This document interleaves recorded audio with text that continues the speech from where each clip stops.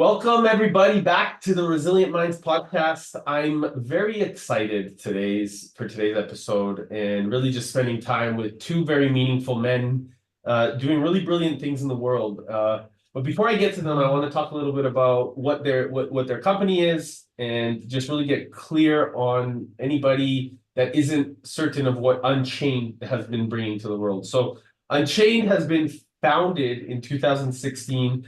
It's a global leader in Bitcoin-related financial services, guided by its mission to empower people around the world to secure their wealth with Bitcoin and participate in the emerging Bitcoin economy.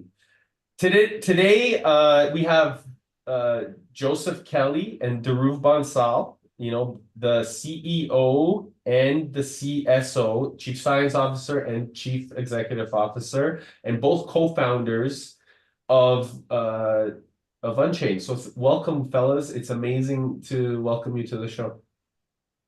Thanks, Eric. Glad to be here. Nice to be here, Eric. Thanks, guys. So for those of you that don't know Joseph and Dhruv, and you're listening to us for the first time, I've had the pleasure of listening to Dhruv on stage at Bitcoin Atlantis. Really brilliant work. So I'll start with introducing Dhruv. Dhruv Bansal has been Unchained's Chief Science Officer. He's a well-known thought leader in the Bitcoin space. He holds a Ph.D. in physics from University of Texas, and his analytical and scientific approach has significantly shaped Unchained's technology and security infrastructure. So I'm really excited to go deeper into this. You have a lot of language and prolific written skills, having authored numerous insightful articles on Bitcoin and its implications.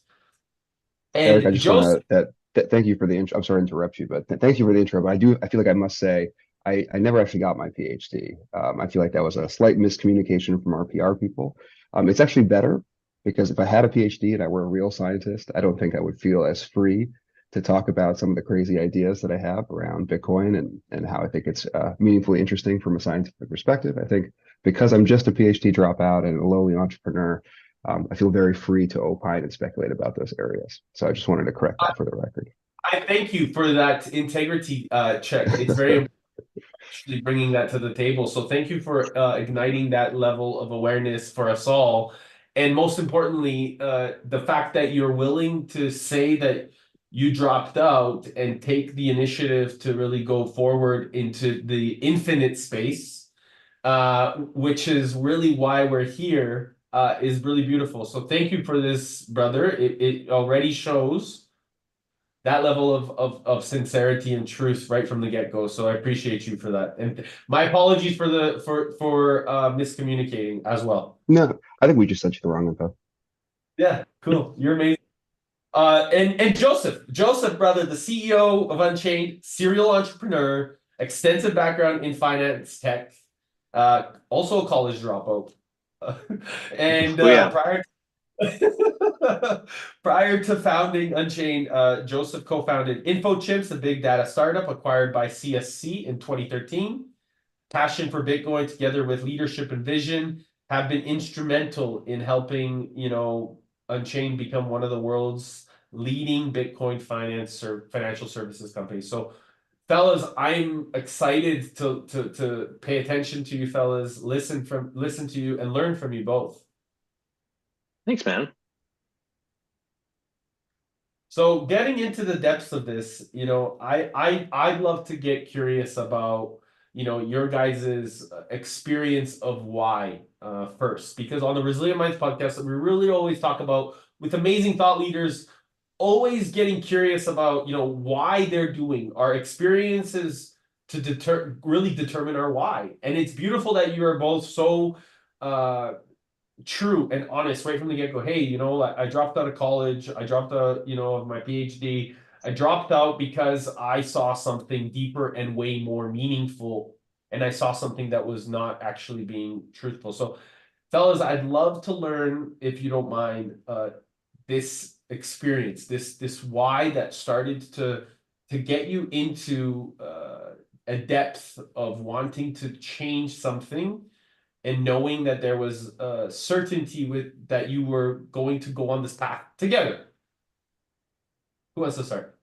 Yeah, I can take a first cut. I mean, I think something important, relevant for Dhruv and I, and both those bios in between them, is that that company Infochimps, we're both co-founders there, along with some others, and so that makes us this is so far a 15-year kind of working relationship, Wow. friendship, business partnership, things like that. And so I think for each of us have had a personal journey and reasons for at times things like dropping out that there's probably overlapping principles and values at work there. But also, yeah, I think what's probably kept us a lot together professionally and personally is some of our shared curiosities for the world, for how the world works, for kind of rationalize or recognizing what is Bitcoin, what is it here for, what are some valuable things to build with it. That then I think combined with some of our both fierce independence and desire to kind of live out a great life that is likely rewarding in personal context, professional context, financial context, things like that. So I think that's kind of brought us into business together in a lot of ways, and we have a lot of bridging values through that. I might just add that I feel, as entrepreneurs, um, it's probably fair to say that most people, when they start businesses, I mean, their goal is economic. It's financial independence. It's to become wealthy. Maybe sometimes it's to solve a problem. Like there's really a thing that they want to fix in the world, and they go out and do that. Sometimes it's that they're on a mission, but those are more rare. I feel like Joe and I's last business, like we sort of started with something like a mission, but it kind of turned into more of a, well, this is what really sells. This is where the real business came from, something that was maybe different than our original vision for our mission in that company. And that's okay. That happens. I mean, that was us listening to the market and trying to be good entrepreneurs. I think when we started Unchained, we were really curious about Bitcoin, and we felt like this was a great opportunity to build a profitable, exciting, big, new, cool business. I remember Joe and I going back and forth in 2016 saying, hey, what do you think is going to be huge in 2022? And Bitcoin was right at the top of that list. And so that's what we decided to work on. Like, good for us. That was a smart decision. But there's this saying, Bitcoin changes you, you don't change Bitcoin. And I feel like that happened to us to a significant degree. That over time, I think we both began to really believe in Bitcoin in a way that we didn't when we even first started the business. Believe in Bitcoin for itself, believe in Bitcoin over and above other cryptocurrencies. That was another thing that I think happened to both Joe and I. Initially, we were more open to Ethereum and other altcoins. These days, I don't think that's very interesting to us. And moreover, I think we've now become a mission-oriented company. That previously we really were just thinking about, oh, blockchain tech, Bitcoin will be big, we'll do something, we'll flip it, we'll sell the business, quick 3-year adventure, right? But this has turned into an 8-year story already. And it's going to keep going, which I'm excited for. And I feel like we're not only finding product market fit with the Bitcoin community and people that value our products and the security and the custody and the financial services that we offer. We actually do feel like we're on a mission to help educate people in the world around Bitcoin, to help them store it safely in a way that is in concordance with the spirit of Bitcoin and doesn't confuse and sort of muddy the waters by using an antiquated custodial model to approach a next generation digital asset. So it's been interesting for me as an entrepreneur and as a leader at Unchained to watch us go, myself both personally and the whole business, kind of turn that corner and realize that, hey, there's actually something really valuable and important going on here in Bitcoin, and that Unchained can be right in the center of. Wow, what an opportunity. And in the back of our minds, we're not thinking so much about, okay, how do we flip this business now, right? What's the next raise to do and the target acquirer and the number to hit so that we can get the valuation we need. It's really become more about, okay, how do we build a really good business, right? With clients that love us and are loyal and stay, and that's profitable and that's poised to grow for decades alongside Bitcoin. That's so much more satisfying. I'll be honest. You touched on Yeah. you both touched on such beautiful points there. Sorry, go ahead, Joe. You want to? No. Okay. So you guys really touched on something that really is beautiful, because it's like economics, mission, and good business. And this is something that conscious entrepreneurship, I find in today's generation, it's a really important standard at the most outstanding level that we must continue to cultivate, in our culture, in the way that we choose to move forward. How do we change the nature of good business? And I think that, it's interesting because you talked about principles and values and a shared curiosity of bringing this to life, right? And getting curious allowed you to go through that economics, discovering the mission, and then actually even listening to the things that you were uncertain about by paying more attention, asking better questions. So I'm really, a perfect mirror for you, because I'm continuing to get curious about your guys's experience, which then I believe will also bring that nature to a lot of other people as well, other entrepreneurs that want to integrate into this infrastructure and the economy. So I'm curious to understand, this depth a little bit more, because for those that are really wanting to tap into this really good business, or what I call conscious entrepreneurship, it is really about this shared purpose and this shared mission that I believe Bitcoin is part of. That I believe that ultimately is, I always say, the principles that guide us will be the ones that define us. And I found when I went to Bitcoin Atlantis that those principles were very prevalent in the standards of what Bitcoin can do and does. So I'd love to get a little bit curious about your guys' aha moments in the moment of those principles and standards when you discovered the uniqueness between the blockchain tech and cryptocurrency versus, or indifference, or the difference versus, however we want to describe it, crypto and Bitcoin, or the aha moment that you both had. And I'd love to start with you, Joseph. Like, if you can have that specific aha moment that changed the nature for you to say, hey, Bitcoin is a completely different asset than cryptocurrency and what's happening in the blockchain tech, and why, and then we'd love to go over to you, Dhruv. That's okay, fellas. Yeah. I think back to even just the commitment to start Unchained, that even though there can be this frame of, you start something that could flip or sell, but that I still had to have an attitude towards what I did next, and had the privilege of considering, what could I dedicate myself to for at least the next 10 years of my career, and knowing, after having gone through a painful, but still rewarding, startup experience, that, hey, I could be signing up for a lot of pain, a lot of punches in the face, a lot of grief, and heartbreak. So that, knowing that was kind of some of the sacrifice and what I needed to sign up my body, consciousness, family, all that up for the next decade, the thing I did come back to was just that, what could I be curious about for that length of time? And so Bitcoin had that. Bitcoin, was, and I still view it as this prism for all kinds of knowledge and understanding about the world, for how it works as a society, where money comes from, how economics come from, how markets work, how price discovery happens, how people transmit and communicate value, how a technology gets adopted by a community or the world. And so all that stuff is a really great questions. That's just the edge of where we live at in like our time. And so Bitcoin, I was like, yeah, okay, it could take 10 years or more to like really either understand this, or really, and there's enough of a well of knowledge and potential insights and knowledge to kind of get out of studying Bitcoin over that period, and actively working in it. And so I think then that curiosity, combined with the commercial understanding that, well, for this to be business, it needs to know who its customers are. And then early on, making the bet that says long-term Bitcoin holders are good customers, and that's who we want to serve and bring products to. That then oriented our business and oriented with this long-term perspective.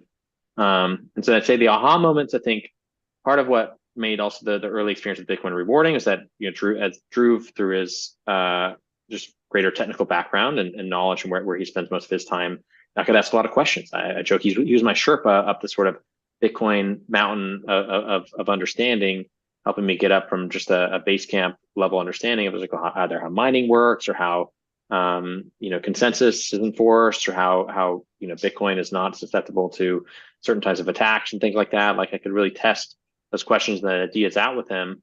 And so it really strengthened both of our understanding, I think, going through that process, because he was a little earlier to me than in kind of, I think, appreciating what Bitcoin solved and the ingenuity there. And so then I think that one of the points I'll make about Bitcoin is that it's something that does yield to that genuine question and understanding, that there's always for me a fun meta process to watch people go through in terms of their initial reactions to Bitcoin, which are not unlike mine. Sounds like a scam. Sounds like a kind of thing that, it's not going to have value. Sounds like trading card. Sounds like how I hear gold bugs talk about gold. And so I just don't tune them off. And so all those kinds of, early, like epistemic almost responses of just like, this thing doesn't seem real.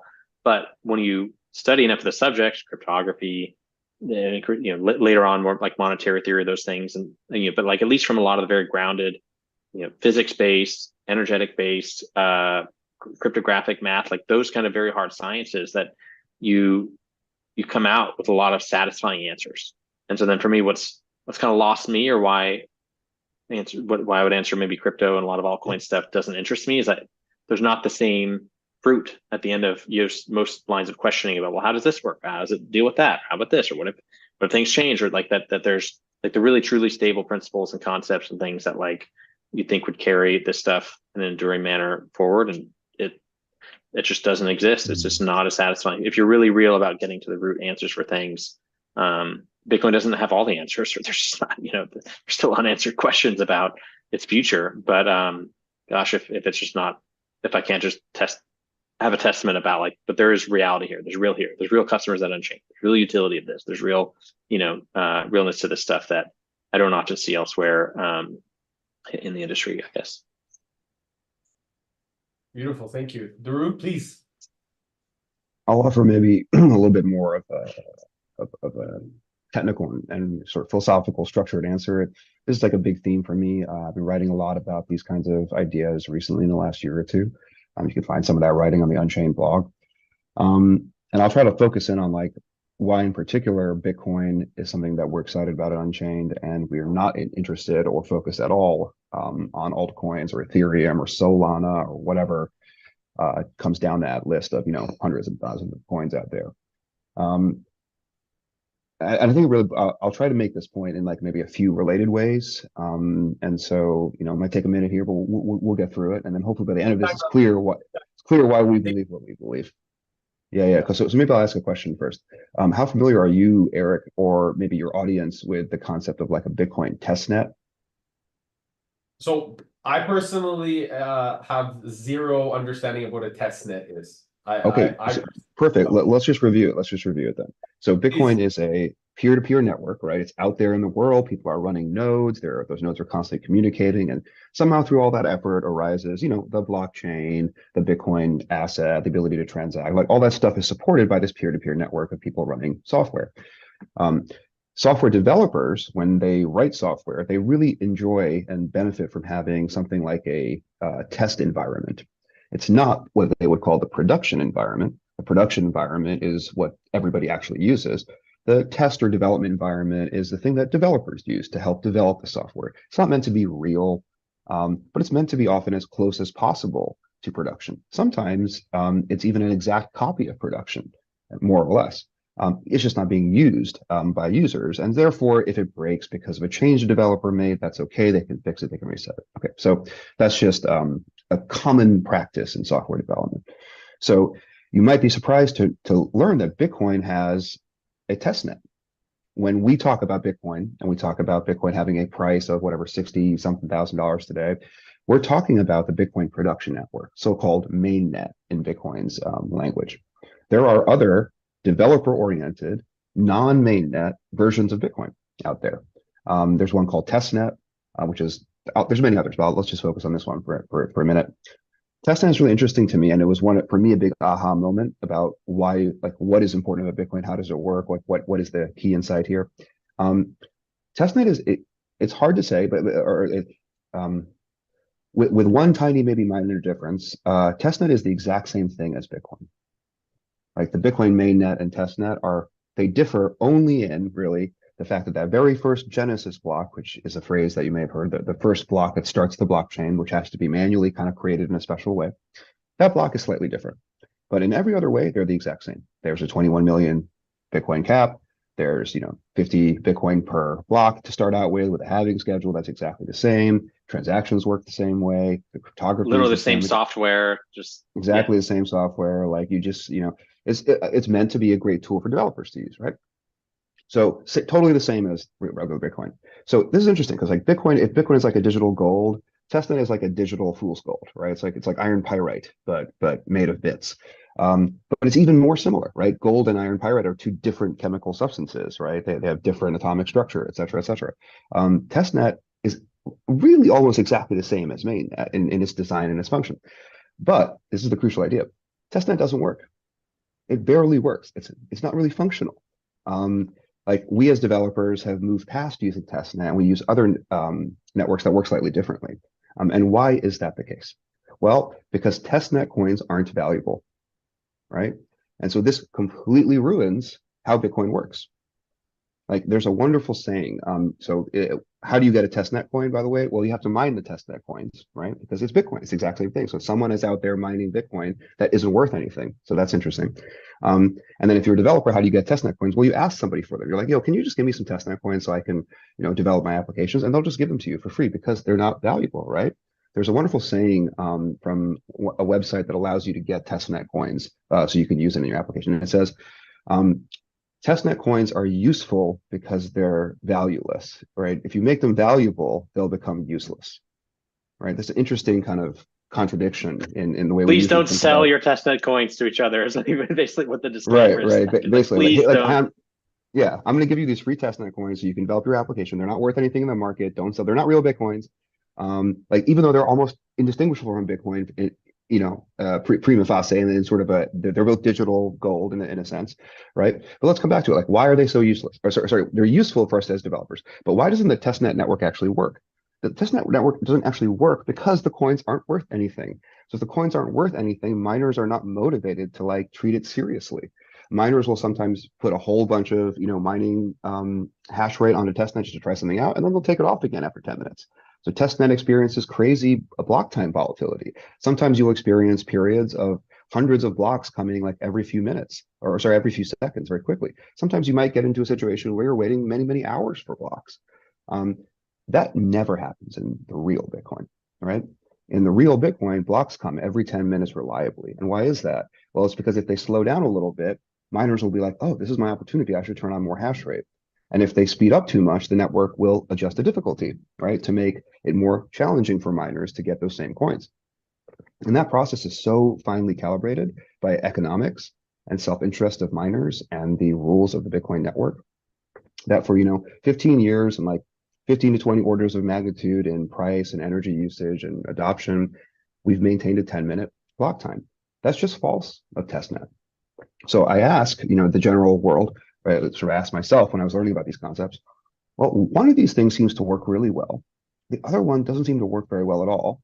They're the exact same. The only difference is that Bitcoin mainnet, these coins are worth thousands of dollars. Bitcoin testnet, these coins are worthless.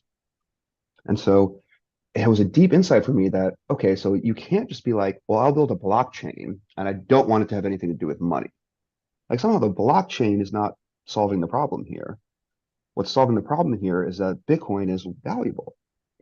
That was a really important deep insight for me. And I came to that very early because of testnet, the existence of testnet and the realization that even though it's kind of a useful tool as a developer, it doesn't really work very well because the economic incentives aren't present the way that they are for the mainnet. Therefore, economic incentives must be deeply important to the way that blockchain systems work. That was just, for me, a very early insight that led me down, I think, the correct path here. Once you believe that, things like private hyperledgers and things like this, like blockchain as an internal kind of or corporate IT technology that's divorced from money, doesn't make any sense at all. So you're saying you just want to build Bitcoin testnet.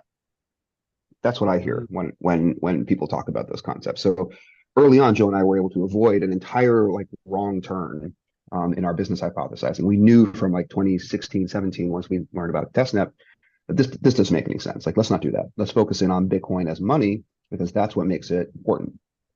I'd say the next insight and this one is taking me a little bit more time to, I think we learned it early, but it took me a little more time to articulate well. I'm still struggling, but I will make an attempt.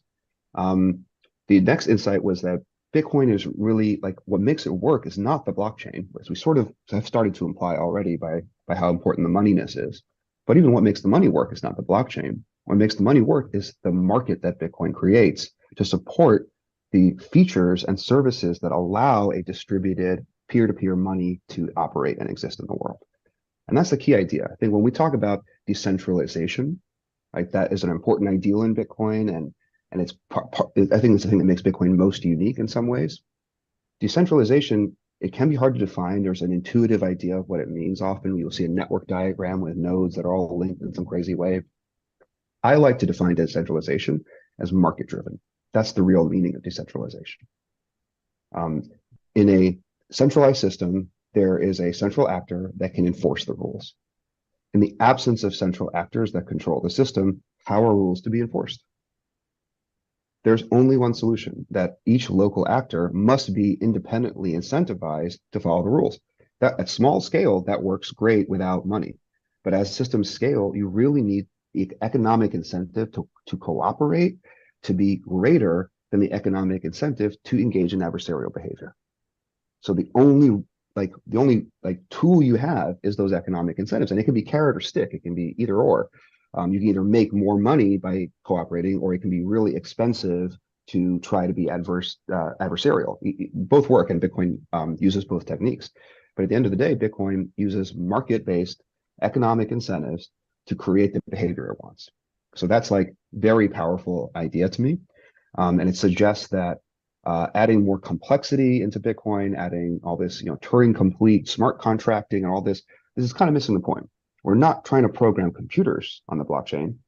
We're trying to program human beings with money. And as soon as we make that leap, then it's less interesting to try to write complex financial code inside of a blockchain that self-executes. And that's the whole reason that things like Ethereum and Solana, et cetera, exist. They're cargo culting, in my view, the blockchain as some sort of panacea, some solution that automatically creates and sort of exudes decentralization. And that's false. It's market incentives which cause decentralization. And then the final point I'll make on that, because I've been ranting here for 10 minutes, final point I'll make is, well, okay, if you now accept and believe that market incentives are what create decentralization, the next question is, well, what do those markets look and feel and structured like? And the line I like to say is what Bitcoin teaches us is that if you want to provide services that are decentralized, or you want to solve a problem in a decentralized way, you need to use markets to do it. But because markets are hard to control, you have to break your problem down into pieces that are so small that a market can actually solve them. Because markets are powerful but limited. They struggle to have consensus about things in the world. So the less consensus requirements you can create, the more you can make things local, the more you can make things price and market driven, the more robust things can be. But then you're limited. You can't be like, I want to build a market for all the world's compute. That's too big of a space. That's too big of a problem. And when Ethereum tries to do that by being a world computer directly into the blockchain, that's kind of what it's saying. It's saying miners are the service provider for the entire compute stack of the entire world. That's a huge problem. Bitcoin has a very narrow problem. In fact, and this is what I've been arguing in some recent articles, even Bitcoin splits up that problem into sub-problems. Bitcoin's problem is, I want to make digital gold. I want to make an online money. Okay, great. But there's at least 3 or 4 sub-problems there. One is, okay, well, how do you distribute the initial supply of that money? Okay, how do you create consensus during transaction creation? How do you make sure that people can transact with the money? Okay, how do you ensure that the cost of mining changes in sync with the real world cost of electricity, ASICs, and other? There's so many sub-problems. And Bitcoin actually takes each of those sub-problems and uses independent market technology or independent market structures to solve that problem. So things like the proof of work subsidy and so on, these are solving problems of distribution of the initial Bitcoin supply. Things like the block size, these are solving problems for the market for transaction settlement. Bitcoin has very clever structures to take the large problem of how do I make money and break it into small problems and then build bespoke, like well-functioning markets that can scale infinitely large to solve those very specific tiny problems. And then Bitcoin draws a line and says, once I've done this, I'm done. That's all I do. I don't allow you to store data in me. I don't allow you to build an arbitrary computing platform on me. You're not going to put, houses on the blockchain. Like, that's not what I do. I'm just really good money. If you would like to now build more complex, decentralized services on top of me, like more functioning higher layer markets, go ahead. And I feel like that's like Joe and I would say Unchained and a lot of Bitcoiners, in fact, true belief about the future of this industry is that Bitcoin has already won. It is the best money. It already solves the problem it set out to solve. It doesn't solve every problem related to money, especially problems around transaction cost or speed, right? Like, because it's not a direct payments network. It's a settlement network. It's the backbone layer zero of the world's economy. And so things like the Lightning Network or other layer twos, like there's many new markets, and those things, by the way, are markets as well. There's many new markets that will be built to provide the services that the altcoin folks are promising, but it'll happen in a way that's denominated in Bitcoin, and it won't be on the blockchain. It'll just be layers of markets of people selling each other things. And the fact that Bitcoin exists, it's kind of as in Thiel's language, a 0 to 1 kind of change. Now that Bitcoin exists, we don't have to reinvent the blockchain. We're never going to use the blockchain again. It's not important. Once Bitcoin exists, we're just going to use Bitcoin to program the incentives that make all these next level markets work. So that's my long rant about why we don't care about Ethereum, Solana, and anything else, right? Like, it's the moneyness that matters. Like, these things are actually markets, not blockchains, and that we need layers of such markets in order to grow the system, not arbitrarily programmable smart contracts living inside of nightmarishly complex blockchains. And I'll say Amazing. I love too how the way it's fun to have this format because I think I love how the time between the commercial interest that drives Bitcoin and makes it successful through the independent, almost really truly entrepreneurial efforts of the actors in the system solving their individual problems.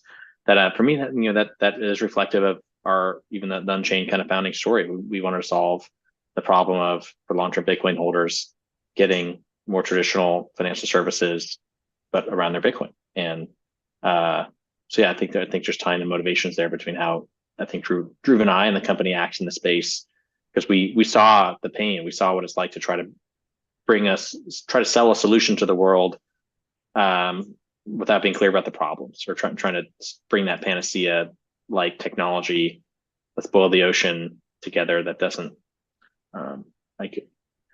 things aren't just structured that way. Nature does not work that way quite, nor do seemingly healthy economies. I love it. You guys bring up, and I love how you just touched on nature. The really beautiful responsibility part of what this is.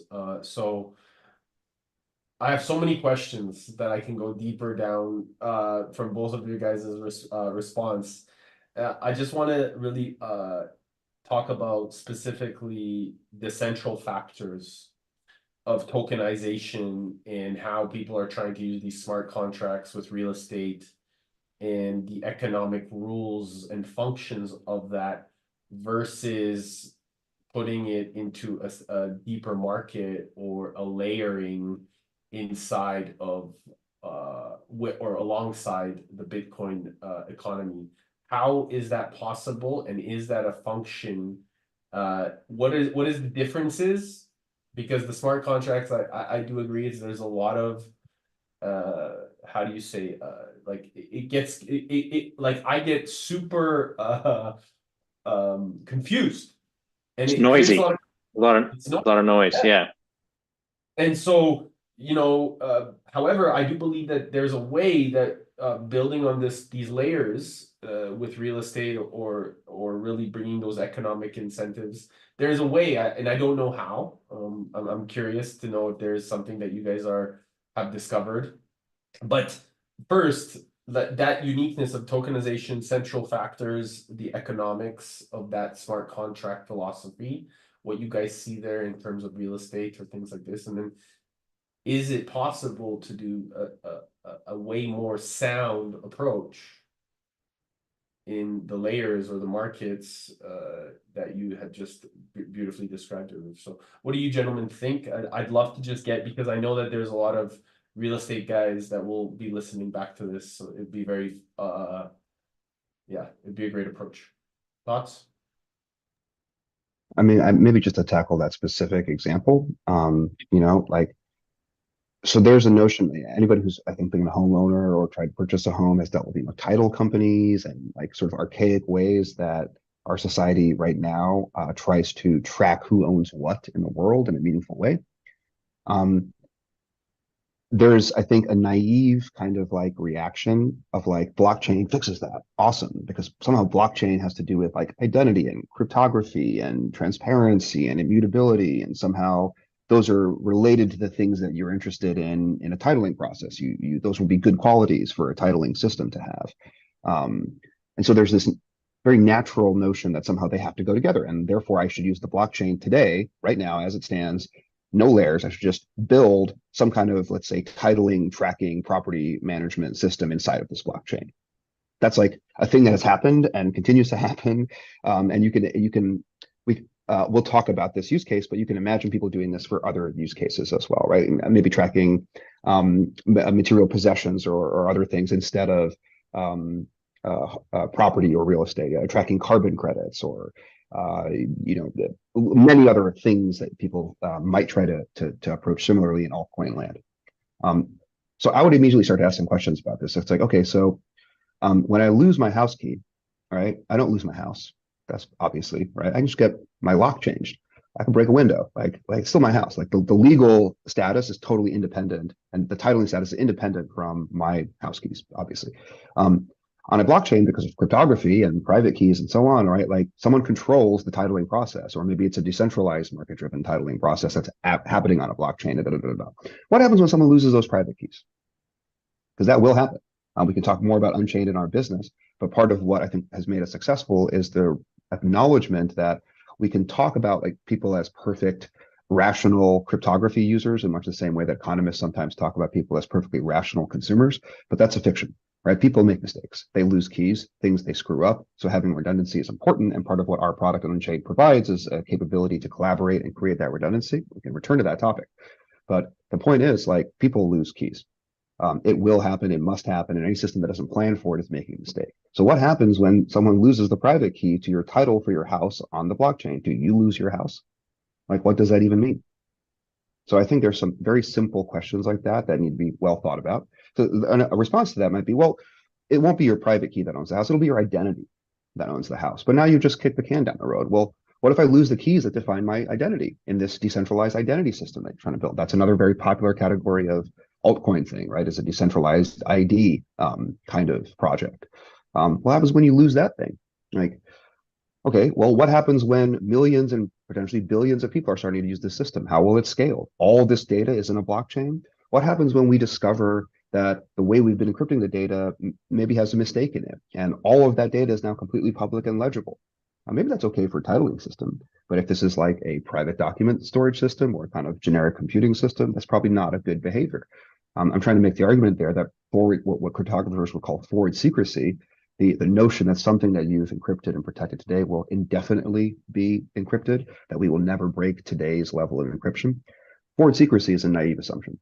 And I think what Bitcoin does correctly is it puts as little data into the blockchain as possible, because the blockchain is a toxic, slow, expensive data storage mechanism that only exists to serve the purposes that Bitcoin needs it for, which is to operate its decentralized market to create the world's first digital money.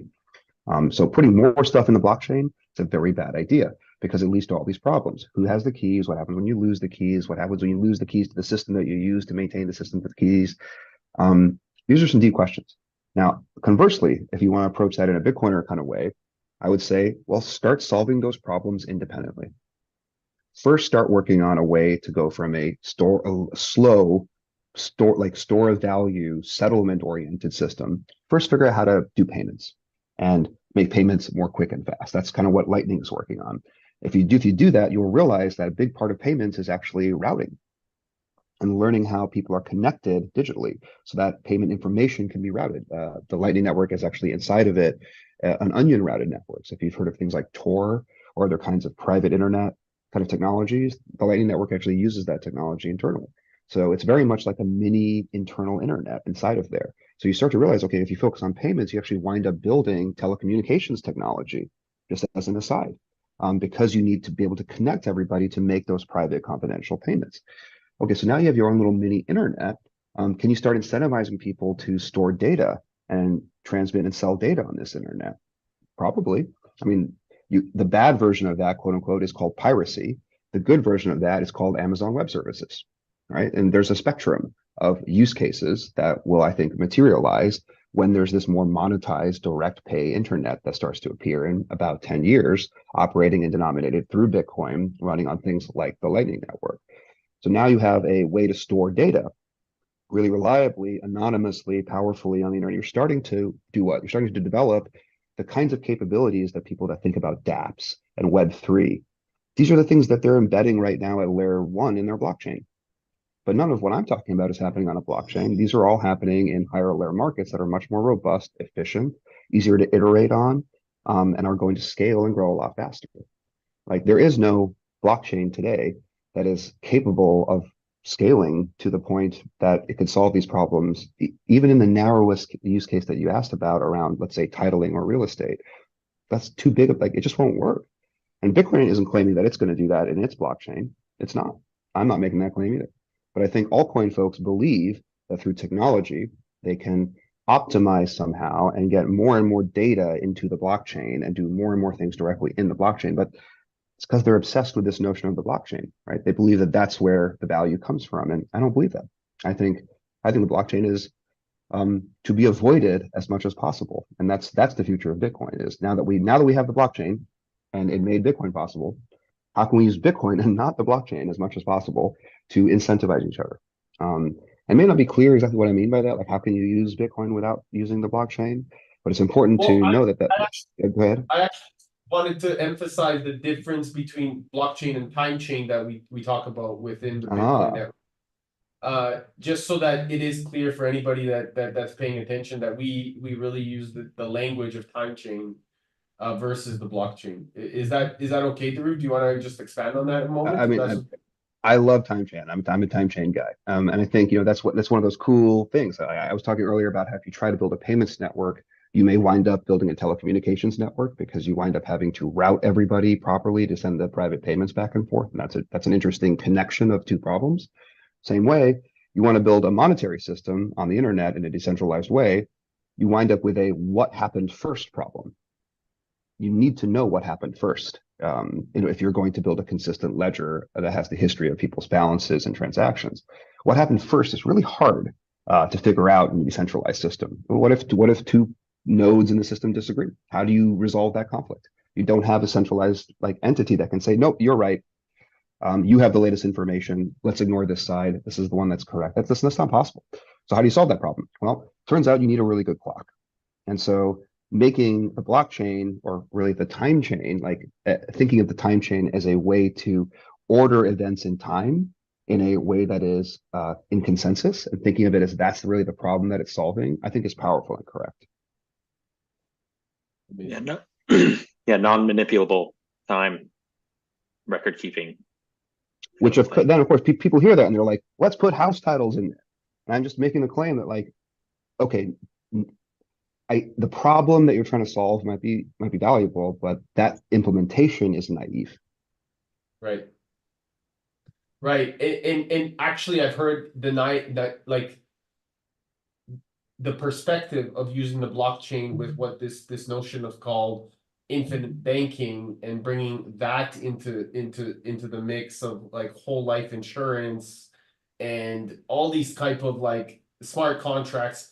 And I got I was listening and I was just super confused, man.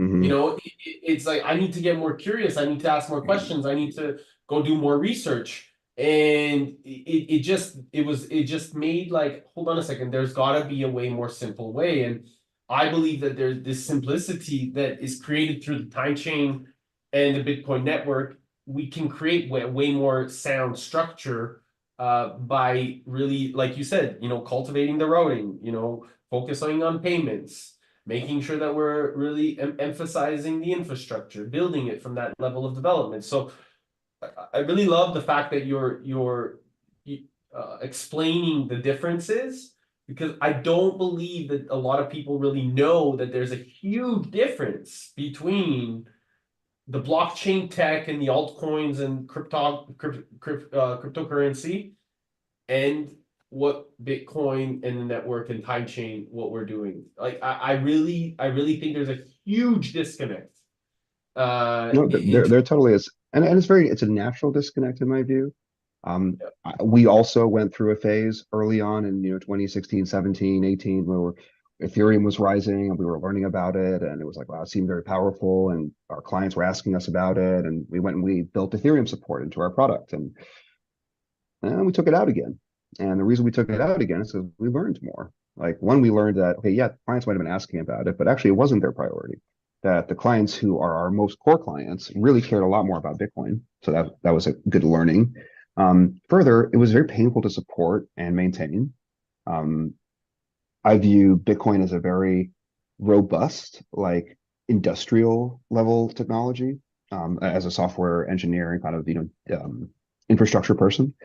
And I kind of saw the Ethereum implementations as much more like consumer software. And that's a big distinction for me as a person running a financial technology backbone company. I prefer to run industrial software. I don't like I didn't like how brittle the Ethereum tools and technology felt, and that brittleness came from a desire to do all things for all people, right? Let's write as much. Put as many features as possible into our smart contract so it does the most stuff. That's the unfortunate. I think it's an unfortunate malady that affects a lot of software designers. They want to make really featureful software, right? Software, in some sense, begs us to develop it. Like with code, you can write anything, and so you choose to write everything. And I think that's very dangerous in a blockchain context, right? Because all this code is costing you money to run, and code always creates surface area for attacks. And the more surface area for attacks you have, the more likely an attacker will find a hole and succeed. And this is why the history of smart contracts is a history of breaches. Maybe one day when technologists have developed more tooling, we'll be able to use smart contracts more effectively. But I just think that the whole thing is a little bit of a mistake. We're not programming the computers, we're programming the people. I think an interesting way to look at the distinction is to think about Unchained's product, just to turn to us for just a minute. Like, there are these totally quote unquote decentralized peer-to-peer smart contract altcoin driven lending products out there.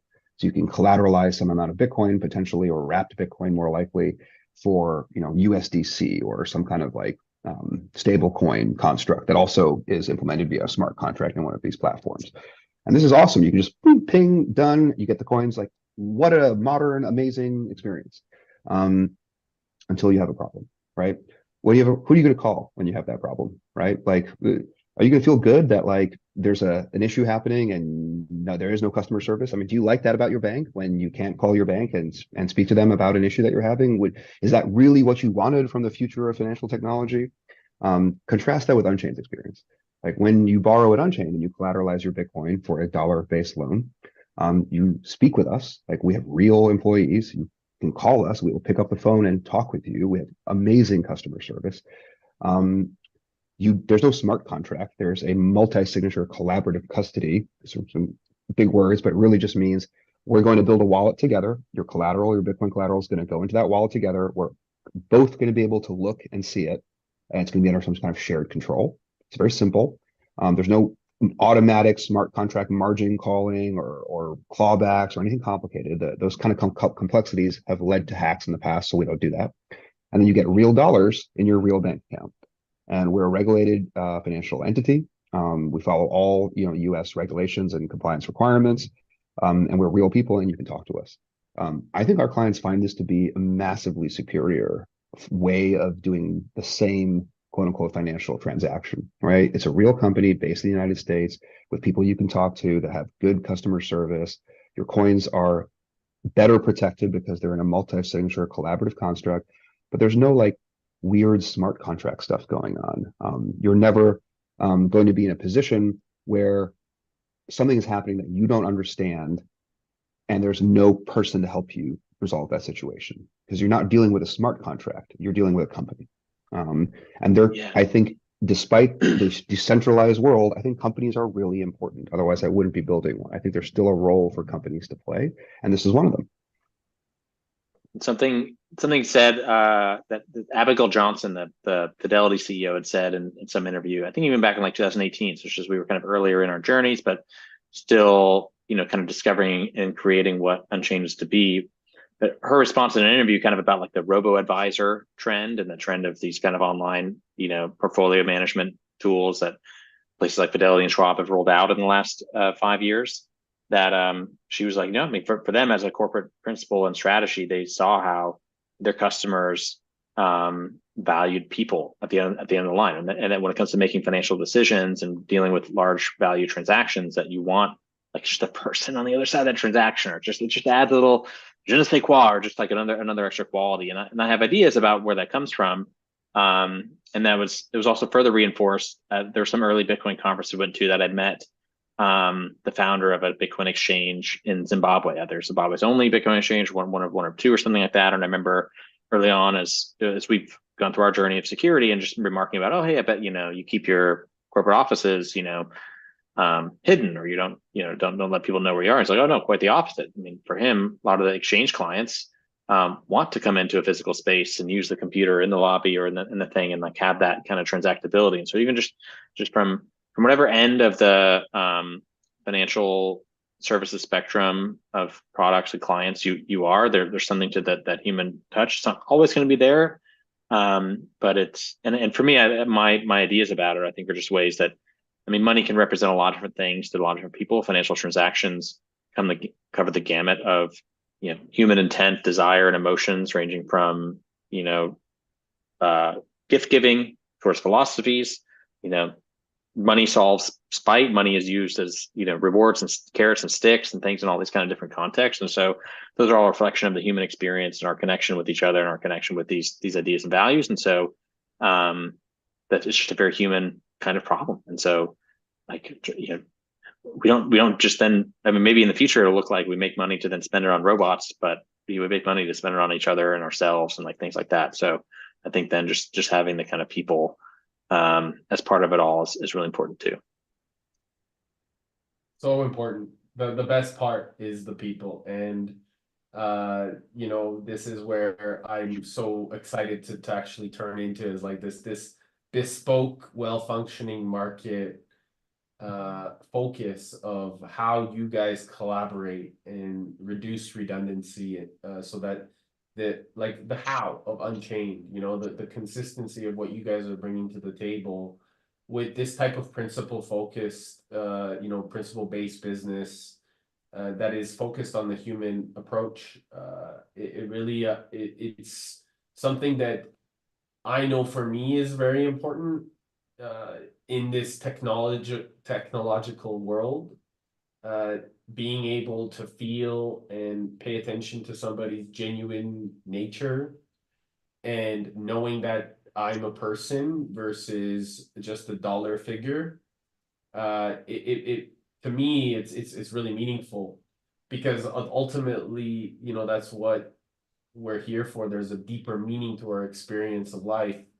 And so I'd love to go a little bit deeper, as you guys mentioned about Unchained, and how, businesses can come in and really collaborate with you guys to really integrate their, whether it's transitioning from the old infrastructure or the old paradigm of business to a new paradigm and a new economy. I like to call it the divine economy, because the proof of work concept is to give more than we ever expect to receive, has been created or talked about by Napoleon Hill in the Laws of Success, where he talks about to give more than you ever expect to receive. Tony talks about it, one of my main teachers, and it's also fundamentally the proof of work concept, value for value, that is created inside of Bitcoin. So I'd love to go a little bit deeper into that, fellas, if you don't mind, because that transition, I believe, is in our lifetime.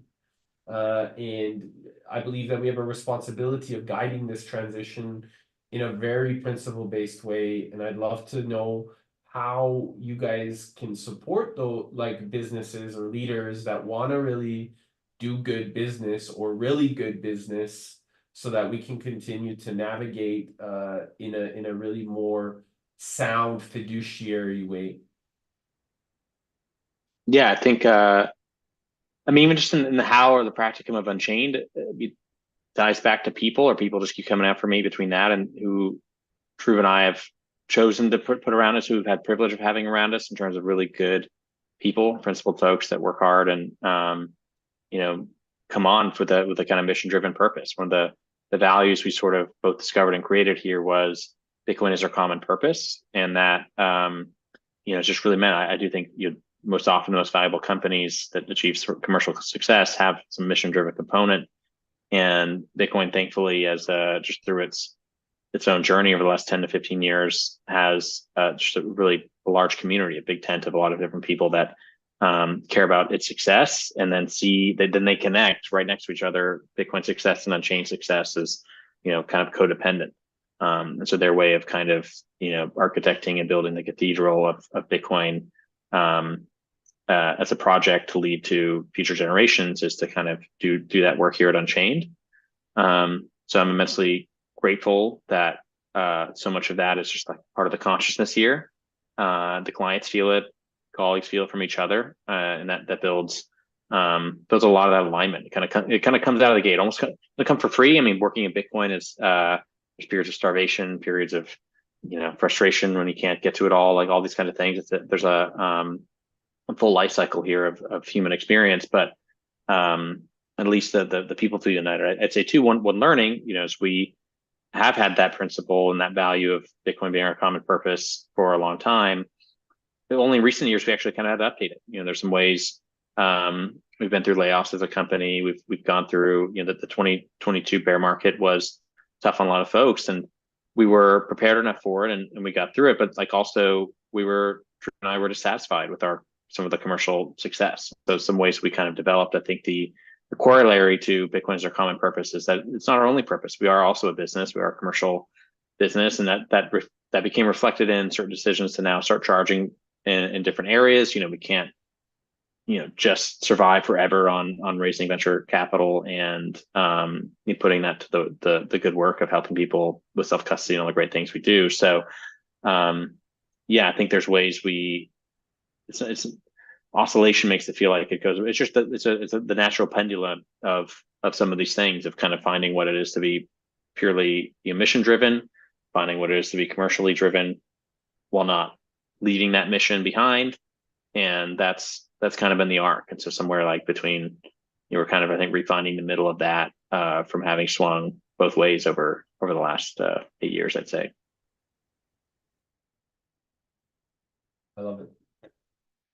Do you find that now with transitioning business leaders into the Bitcoin experience, is it more adopted or can be more adopted inside of organizational with these multi-sig wallets? So, for example, we're working on some projects with regards to the energy sector, and really cultivating the energy sector to capturing and using the power to create a lot of energy for Bitcoin mining. So we're in the process of integrating that and bringing that to some major power plants. And so now, how would that work into bringing that multi-sig collaborative technology to a business? For example, you know, the data solutions that we're providing, but also maybe a traditional energy company that works, you know, strictly inside of another way. How could we kind of merge those together, or is it even possible? I don't know. I'm just getting curious here, being completely vulnerable and you know, putting some real cases on the wall here for you. Oh, such a good question. I think. And it's a great tee up for Dhruv on, I think, a lot of the energy angles and the convergence of those markets and industries. I think just something else I'll say, because I think, you know, bridging both your questions was this aspect of like the the adoption of either Bitcoin or what it's like to work with other businesses around this stuff. And I think that's something we can speak to from the range of our journey, having covered a lot of events that affected all of us between the pandemic or the kind of bankruptcies in the industry and banking failures early last year in 2023 of issues that showed up there. Even Canadian trucker protests, all these things kind of had instances for a lot of people of kind of something like a wake up call or a directly experienced issue or challenge with our how our kind of current financial system works and how much control banks have over what is supposed to be your money, and those kinds of questions and things that come up. And so we've seen a lot through our journey at Unchained, a correlation of things like that, events like that, and more clients, new inbound rushes of people that finally understand Bitcoin, or maybe had Bitcoin, but then finally understand now the value of self-custody, or like non-intermediated ability to transact with your Bitcoin and send it to where you'd like, kind of have it affecting that true control over your own wealth and your own property. So that's just been there. It's just kind of one of the ways. It's almost like an anti-fragile type frame or use case of just each of those bigger shocks and lessons that we all were a part of. It brings more people into the kind of model Unchained has, and how we hew pretty very well true to the things that make Bitcoin valuable and useful. So I think Bitcoin's value and utility to the energy industry is itself, really great and big topic that Dhruv, you've done a lot of great thinking in. Yeah, I mean, maybe, and I feel like that might take us in a whole nother speculative direction, which I'm not sure that we're ready for. Maybe, Eric, we are, and you can 100% we're ready. You can lead me in there. I thought I would try to answer, I think what I thought I heard you asking a little bit more directly around, like, how do businesses and multi-sig and collaborative custody, and like how does all that kind of connect and work, and what's the point? And I thought maybe that would be just a good thing to just review. Yes. Yeah. So really, I feel like, and I'll say two comments about it. Maybe I'll describe what it is, and then I'll talk about like where I think businesses are in relation to using it. And so returning to the beginning of that whole story, like, so we've talked, I think I mentioned a few times, blockchains, cryptography. Bitcoin is ultimately protected by cryptographic private keys. That's always the ultimate form of Bitcoin ownership and control. That if you're, like, to say, a Coinbase user, for example, you may never have experienced this aspect of Bitcoin, because for you, Bitcoin is like, it's like a stock or something you just buy on a website and just hold it. You're not seeing the cryptographic private key part, because Coinbase is doing that for you. And that's a really great way to start with Bitcoin, often for many people. That's how I started with Bitcoin. I don't mind saying I bought my Bitcoin way back in the day in 2013 on Coinbase, like, absolutely. So I'm not at all a Coinbase hater by any means. This is a very important and valid way to get into Bitcoin, this custodial model that Coinbase uses. But after a while, you may start to feel, if you're a Bitcoin owner, that you're missing the point a little bit. That maybe you have an experience where Coinbase locks your account for some reason, and then you can't get access to your Bitcoin. It takes weeks for you to get back in because Coinbase has really slow and notoriously bad support. Okay, maybe you have this experience. You're like, wait a minute, this is basically the same thing as dollars. Like, yeah, it's going up a bit, but like, I thought the point of this was like, it's money that I can control. It's not going to be able to be taken from me. Like, there's something about those design goals when Bitcoin was created. So you're not experiencing that level of Bitcoin ownership, and you don't have those capabilities when you're a Coinbase user. So a lot of people will then elect to move to a single sig wallet, which is really just a way of saying, okay, I will control the private key to my Bitcoin. I'm not going to let somebody else do it. I'll do it myself. That's, in fact, when Bitcoin first started in 2008 and 9, there was no Coinbase. There was nobody to do it for you. If in that era, the only way to hold Bitcoin was to get a private key and use it to hold Bitcoin yourself and protect that private key. And of course, now you gain a lot of capabilities in this model. You are in control of your Bitcoin. No one can stop you from transacting with it. You're never going to have an account that's going to have to be locked, etc. You're just a peer on the blockchain with everybody else. It's wonderful. But now, again, what if you lose your key? Because that happens. That absolutely does happen. So at some point, you start to get more and more paranoid about it. If you're in this position, there's $10,000 sitting in a drawer on this device that supposedly I'm okay with. Now it's $100,000. What if it becomes $1 million? Now you have a device that may be worth more than your home sitting in your home. Like, and I think fortunately or unfortunately, that is the experience of a lot of people who've been Bitcoin for a number of years. Bitcoin grows so dramatically over long periods of time that if you start with a $10,000 investment and you wait 10 years, it's millions of dollars. And there's a lot of people now who have been in Bitcoin for 5, 10 years and have experienced that level of growth and have, depending on where they started and how much they sold along the journey, they've become a large part of their wealth is now in Bitcoin.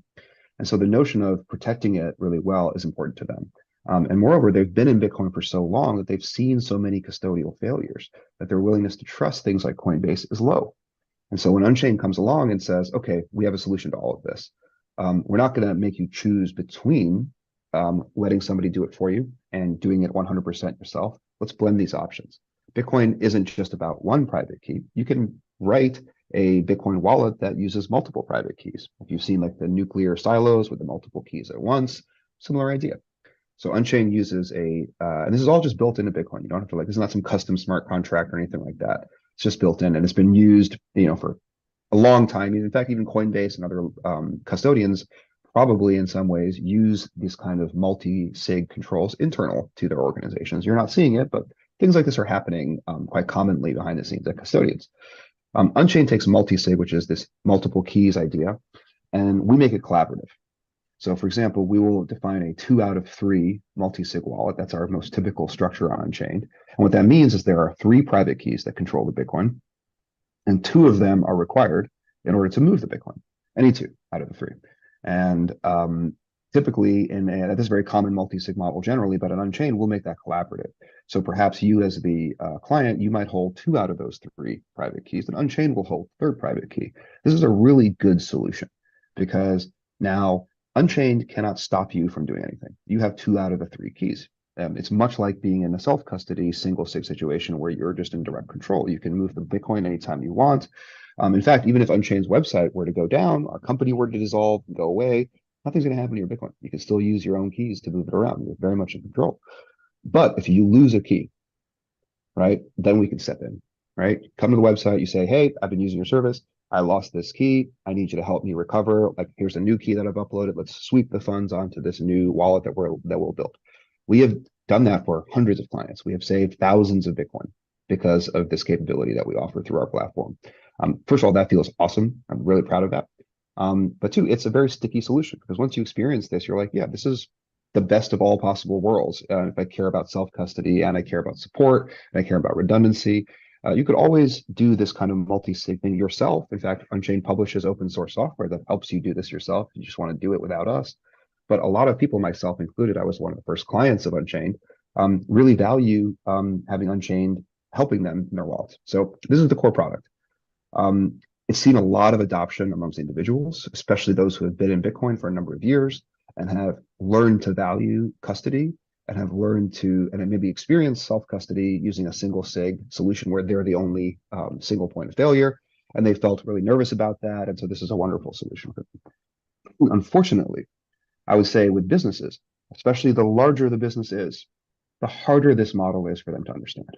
I think Bitcoin has been really unique in that it's been a revolution that has started not from, inside the government or inside big banks or inside of academia or inside any like really consolidated traditional centralized power structures. It started at the fringes, right? It's been individuals randomly all over the world who have found Bitcoin first and have come to understand it first and actually are ahead in the adoption curve, but both in terms of understanding, ownership, sophistication, like usage, belief, right? Like Bitcoiners as individuals are far ahead of governments, companies, nation states, whatever you want. So I think that's actually really good. That's powerful. I'd much rather that than the opposite scenario. But what it does mean is that for a business that's like starting to think about getting into Bitcoin, what Unchained offers can be a little inaccessible today. That it's probably more of a fit for that business to go with Fidelity or Coinbase because that looks just like getting a bank account. That looks just like any other thing that business might be used to doing in other ways. Businesses aren't yet really conversant with the idea of how can I hold a private key to protect my funds? That's not a thing most businesses do. It's not a thing most individuals were doing either, like more than 10 years ago. But individuals are easier to are faster at learning things and adopting new technologies. Businesses take more time. And so again, it's a manifestation that in our choice of custodial technologies, individuals are ahead of the curve, in my view, with respect to businesses. I think And Unchained definitely go ahead, Joe. yeah, only to bring it together between that. Yes, that's totally true. And businesses totally have had the mostly cause and good reason to just trust the bank, trust that external participant until it didn't work. So last year, SVB gave thousands of companies a sleepless weekend there of just like not knowing if they'd have their cash, for payroll the next week. So that did drive, I know, for businesses like Unchained, a lot of others, that the idea of, well, if I kept Bitcoin on the balance sheet, cool. But even if I did have it on the balance sheet, I need to have it in a way that I'm not prevented from needing it or using it in the short term because of a bank failure or some centralized custodial failure. So our lessons, I mean, and it worked out. Or yes, people got their money out of SVB continuously there. So but at least that fearful moment put people more in the perspective of understanding value of this. But I still say, a true adoption is lower or not as strong as the individuals, for Drew's I point. think you're right. It's definitely starting to change. I think awareness is growing. I mean, I think we've reached the era where a lot of businesses are willing to say, yeah, Bitcoin is here to stay. Maybe we should hold some Bitcoin. Like that is already now within the Overton window of discourse in a lot of the companies. And so, give it a few more years, I think you'll start to see those same businesses be like, hey, the way we're holding our Bitcoin could be improved. Like there are other solutions out there that have better properties, and maybe their compliance departments will sort of start to realize, like, actually, this is something we should be thinking about, and we should be creating guardrails around. Like that sophistication will come. I'm confident by the time that it happens, those businesses will choose Unchained. We are seeing success at Unchained with smaller businesses, those who are more nimble, who are capable of sort of learning about Bitcoin faster and kind of learning the value of keys a little bit more quickly. So small operating businesses, family offices, like funds, like these are definitely clients at Unchained already. I just don't think we're quite in the era yet where giant public companies and nation states and so on are ready to engage in this kind of collaborative model. But I do think it is the future, and they will. And I think that's going to be really compelling because I think a world where human beings and organizations and governments and companies are all connected with cryptographic connectivity between them. So there's a strong sense of being able to prove identity and intent through public and private key cryptography. I think that's actually a really interesting and powerful world. We probably don't have a huge amount of time to get into it, but I think about the interconnection with AI there, right? That I think some people think the killer app for AI is like creating art or displacing content creators or something. Maybe that's true, but I actually think the killer app for AI is tricking human beings. And so the more that human beings build systems that make ours hard to trick through AI, because our senses and our emotions are clearly quite gullible, right? Like it's easy to convince your grandma that AI simulated voice asking her to send you $120 or whatever that's really you, right? Like that's such a common scam right now. It's unbelievable. But human beings are susceptible to that kind of attack, right? Like if grandma just understood that just press this button, or like if the phone understood that there was a cryptographic, like cryptography is very powerful at helping in these situations, but it's not well dispersed enough today. I think Bitcoin can be a reason why cryptographic tools like hardware wallets and other things become more commonplace amongst individuals. Like they buy them maybe initially because they help them with their Bitcoin, but eventually they become major components of how we assert our digital identity, like on the internet, through cryptography, through offline keys, which can't be therefore as easily compromised by scary people with rogue AIs. Dhruv, I want to know what your thoughts are on the energy companies connecting to bringing and securing our monetary system and our financial responsibility. Do you feel like and I'll tell you my perspective, and then I'd love to just get yours. I really believe that energy organizations, these companies are the future of banking. Like what they can do is they can secure an abundant monetary protocol for all of us versus holding on to a traditional banking system, because they're capable of holding all of that energy and infinitely bringing it to the power grid and securing that through the mining. And so I'd love to get your insight, your perspective on that, your thought processes on that. I know we have a little bit of time left. I don't, but I do think that this is an important part, just because of the area of drive that I'm also going into, and the people that are probably going to be listening to this, because I'm going to be sending it to them after. So it'd be important for us to just touch on this, so that they are aware of how integral they are to helping us build an abundant system for a lot of people around the world. Yeah, I mean, I'll definitely try to speak on that. I think there are many that have written and spoken more eloquently than I'll be able to, but I will try my best here. So I think, and maybe we can come back to this and you can clarify for me. I definitely think there's a strong relationship between energy production, like the global power apparatus, and energy distribution networks in the world, and Bitcoin mining. I think that's a very, very strong connection. But I don't necessarily see like banking as directly connected to that.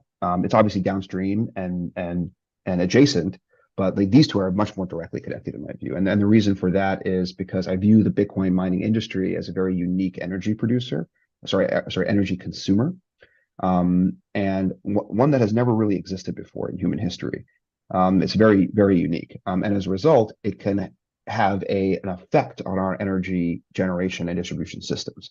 I think a lot of times, this is the physicist in me's language.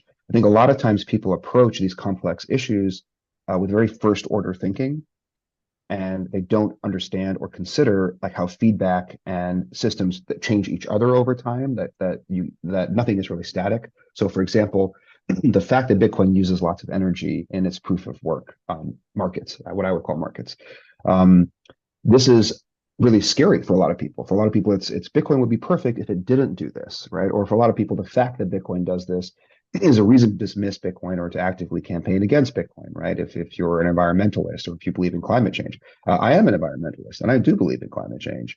I don't necessarily accept or believe a lot of the solutions that people put out there. I find them unworkable and sort of anti-democratic, but I do believe the problem is real.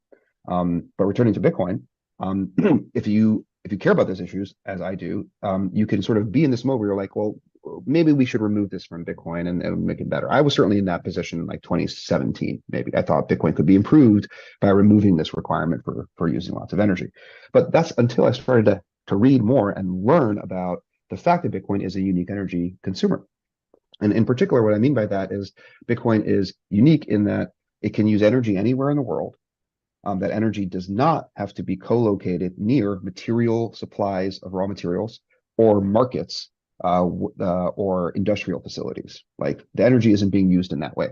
The energy is just being used for compute. So if you can ship computers out to some location with energy and you can run compute through those computers, you're going to make money. And the lower your cost of electricity, the more money that you will make.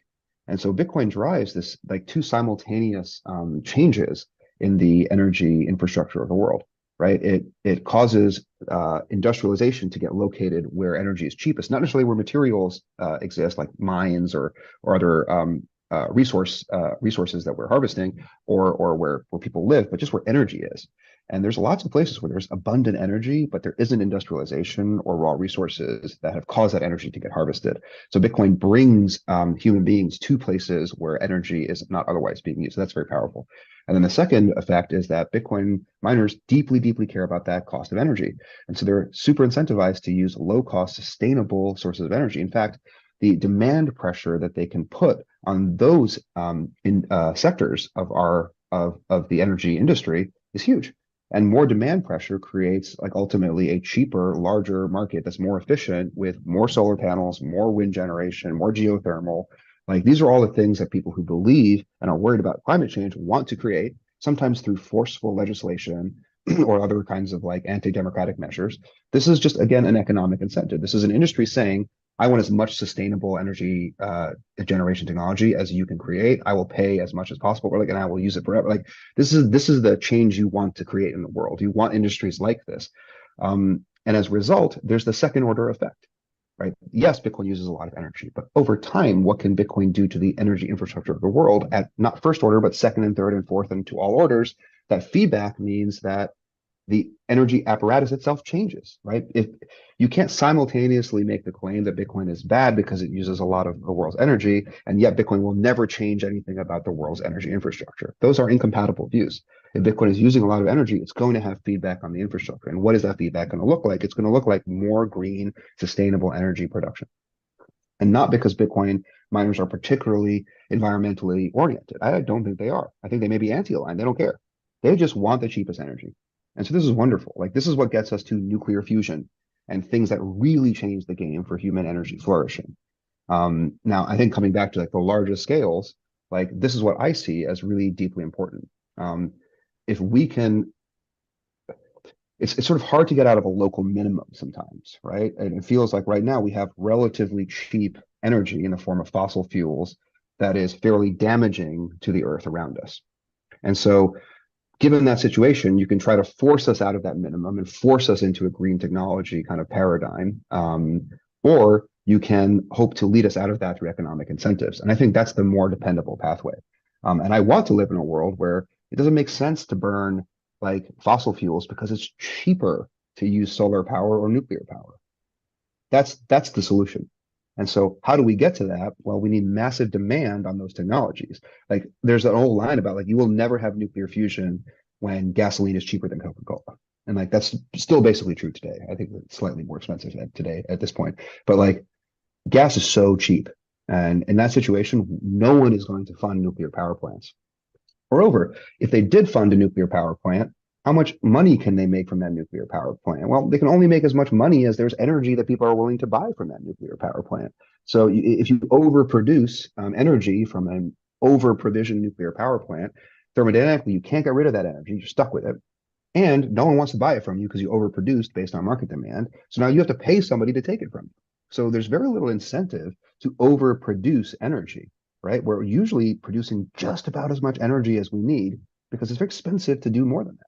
Again, this is where Bitcoin's uniqueness as an energy consumer changes the game. If Bitcoin exists, you can always sell Bitcoin that energy. Bitcoin is so hungry for energy, it will always take it from you. And this means the economic risk of over-provisioning energy production is much less. Like you can comfortably over-provision how much energy you might need at a local power production facility, at green or otherwise. And you're going to get paid back for that because you will have this consumer, as long as you have Bitcoin ASICs or you have a local mining industry that can take up that power, they will always take that power from you. And this is really powerful because then it means overall the world's energy usage is increasing. The world's energy usage increasing, our capabilities can increase in concert. Like we talk about water scarcity, right? And like climate change causing the destruction of like the very tiny amount of fresh water we have on this planet. Like this is a real problem. It absolutely is. But the best solution to this problem is so much massive energy overabundance that you can just boil seawater and you don't have to worry about it. Like that is hard to do today because we are living at that fine knife's edge of just enough energy to meet market demand at all times. If we had 10x that amount of energy just available and much of it was going into Bitcoin mining all the time, it would be very cheap and easy for people to do crazy mega scale engineering projects like massive desalination facilities that create huge amounts of fresh water in the world. Like there's so much energy. Sorry, just these are those second, third, fourth order effects that like Bitcoin feeds back and changes the world in a meaningful way. And so these views totally changed my attitude on this stuff, and it's why I now believe that energy production and Bitcoin mining are the same industry. They just haven't quite realized it yet. So that's what I think happens over the next 10 to 20 years is those industries just become the same. And I just want to I apologize for interrupting, but I wanted to really just emphasize the importance of how much over and abundant energy is being put into our atmosphere by burning these fossil fuels, and we can capture that now. We can capture that now and turn it into power and electricity and really implement a way more sustainable way, a regenerative way of capturing all this energy that's just being thrown out. Here in Alberta, It's everywhere. It's everywhere, bro. And so these are major plans that are really, you know, we're focused on spending a lot of time with to really capture, turn that power and mine Bitcoin, because we are incentivized, and also they're willing to use the heat from all of the heat that's generated. So this is capturing a lot of opportunity inside of these components. So bro, I really appreciate you, man. Like both of you have tremendous wisdom, and I'm very grateful for your insight, your intellect, your intelligence, your awareness. And I love the ability that the fact that we're aligned in such a deep and meaningful way. Thank you so much, brothers, both for taking the time, you know, genuinely educating me and everyone that is going to be listening live or otherwise. And fundamentally, you know, I'd love to get, if anybody wants to know more about Unchained, how to connect with you fellows personally, where is the best way that they can reach out, how they can connect, what works, what's the best way? Awesome. I mean, unchained.com, simple way to check out the business. Each of our emails are our first names at unchained.com. So Joe at Unchained, Dhruv at Unchained. Find us, both the company and us on Twitter, through some of those breadcrumbs. And yeah, really appreciate your having us on, Eric. It's been a fun conversation. Likewise, fellas. And last question for both of you before we go. If you had 3 days left to live, what would you do? I'd go to the water somewhere. So yeah, find water peaceful. I would spend at least 50% of that probably on or near the water. Oh, dude, staycation, barbecuing with my parents and family. Totally. Big love to you fellas. Honestly, I'm very grateful, and you know, let's keep changing the world in a meaningful way. Big love. Thanks, Eric. Thanks, Eric. Thank you, fellas.